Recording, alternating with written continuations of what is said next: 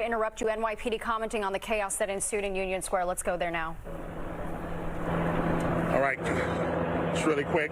Chief Maggi, Chief of Department, standing here with me is Chief of Transit. Earlier today at about 1:30 p.m., the NYPD became aware of a crowd forming in Union Square. It was quickly determined that an influencer was posting on social media about showing up to Union Square and was encouraging all of his followers to come to the park. There were some posts also about giving away some gaming systems. At approximately 3 p.m., the post went viral and thousands of people began to arrive at Union Square. Soon the park and the surrounding streets were overrun with people.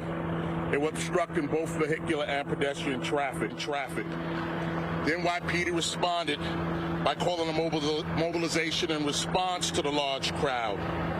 As the crowd grew, so did our mobilization. The crowd was swarmed when the influencer finally arrived at the park. Individuals in the park began to commit acts of violence towards the police and the public. There was a construction site within the Union Square Park, and people broke into the park and they began to throw articles that belonged to the construction site: paint cans, bottles, rocks. We had people walking around with shovels, axes, and other tools from the construction trade. And additionally, individuals were also lighting fireworks, and they were throwing them towards the police. They were throwing them towards each other. The influencer, we were able to eventually get him out of the park and remove him for safety reasons.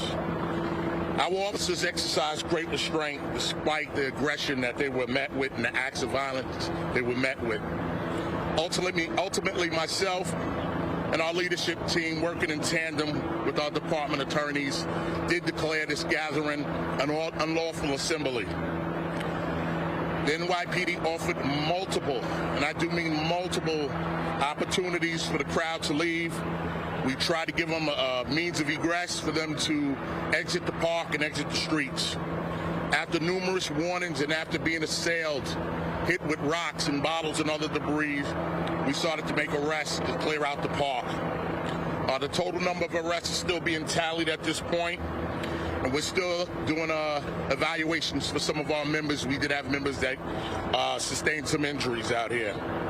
At this time, we successfully dispersed the park, but we still have crowds mulling around Manhattan, and we have officers following them, preventing them from destroying property, looting, and other things like that.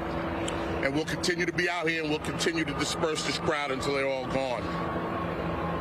We're using our drone technology to help us monitor the situation. Of course, our aviation unit is up there as well. Our officers still being met with some resistance after numerous warnings, and we're still making some additional arrests. This mobilization is ongoing, and as I said before, we will be here until this crowd disperses. At this point, I'll take any questions. We're going to start off with Josh Heiniger, ABC 7. Thank you, Chief. Josh. We've heard reports of injured officers. A woman told me she saw a cop getting jumped and beat. We have video of you being attacked. Your shirt shows. Can you talk about injuries to members of the service and to your own experience? Absolutely, Josh. I believe the woman's account is possibly right, even though I don't know exactly what she's speaking about. Our officers were attacked. We were in there. We were crushed. We were pushed. I had officers on the floor. As you see, I'm a little embarrassed because I'm very dirty right here, but I was in the middle of the crowd. I was hit with multiple objects as well. I think I have a couple of injuries, but I'll figure that out once I have time to think about it. But in terms of any officers treated for injuries that you know of? We had one or two officers removed, and we had officers out here. I had officers who got hit and were hurt, but they stayed. They stayed and helped us control this. We're going to go Associated Press. Yeah, hi. Hi, sir. I'm wondering if there is any kind of action that might be taken or could be taken against the influencer. Absolutely. We're in contact with the influencer. I have our legal team here. I'm going to have a discussion with our Commissioner Caban in a little bit, and then we'll make a decision there. Well, I'm wondering though if there's anything specific that you could be targeting him with. Well, we'll discuss with our legal department about inciting a riot and other charges. We're going to go over to Matt. Chief, were any of the youths injured? How many of them? What was the extent of the injury? And was he actually giving away PlayStations, or was that just a clan? That I'm not sure in terms of the PlayStation.